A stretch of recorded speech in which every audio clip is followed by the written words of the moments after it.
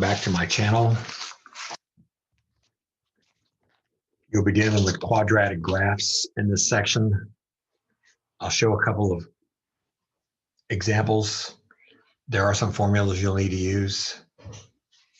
A quadratic graph is one where you have a quadratic term, a linear term, and a constant term, also known as x squared minus 6x plus 8 in this case.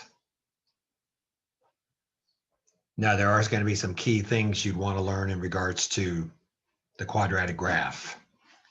Like, for instance, I don't know if I could do it on this thing, but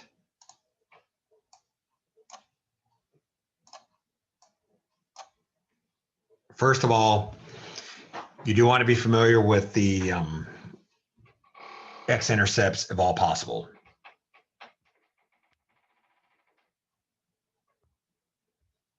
For the x-intercepts,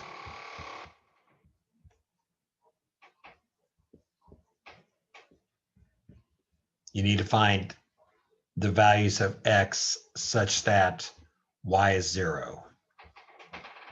In a lot of these problems, you could get it by factoring. Now, there's going to be some problems where you're going to have trouble finding the x-intercepts. So I wouldn't recommend doing it on all of them. But in this one, you could solve by factoring, and then you'll arrive at x equals 2 and x equals 4.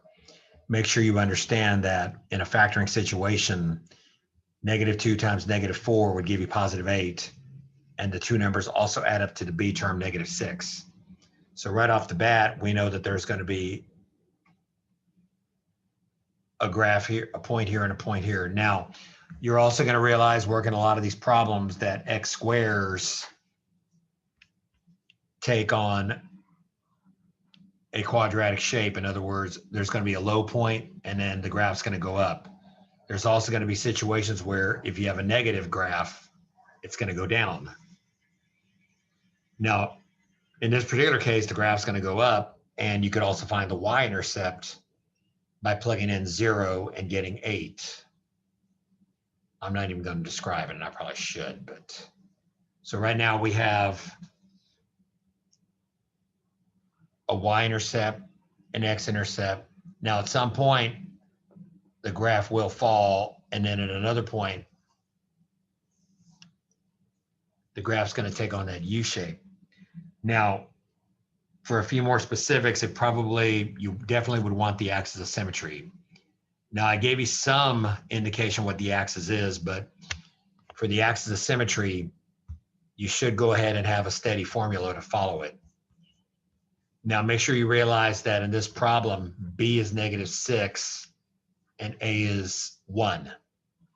So you could take b, plug in -6, and then do 2 times 1. Now, this is going to be a positive value, and x is going to be 3. So you can draw the axis of symmetry at x equals 3. Hopefully, you're going to realize that the x-intercepts are the same distance apart from that axis.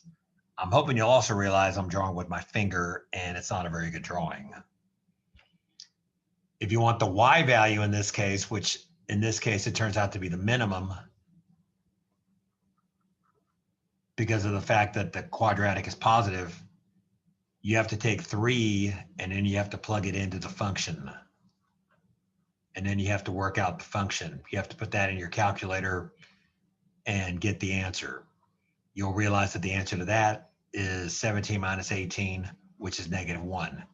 So this point here is indeed -1.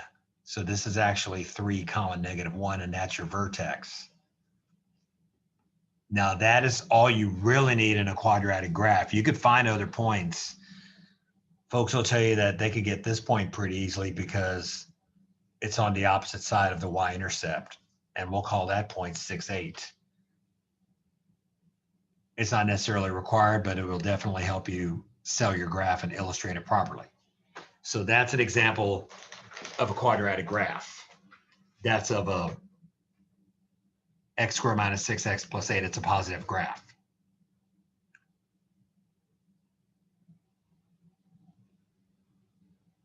Make sure you subscribe, and watch any other videos you find useful. Thank you.